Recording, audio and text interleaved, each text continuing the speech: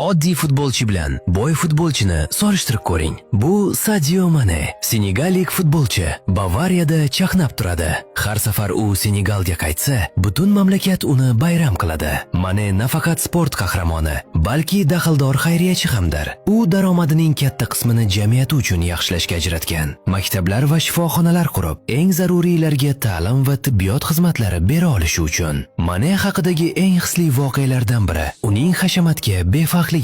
Bir kuni uning mobil telefoni buzilib qolgani ma'lum bo'ldi, lekin u uni tuzatishga shoshirmadi, chunki qimmatbaho asboblar unga muhim emas edi. U uchun soatlarga va hashamatli narsalarga pul sarflash bekorga sarflanishdir. Uning chin mamnuniyati muvaffaqiyatidan odamlarni yordam berishga olib keladi.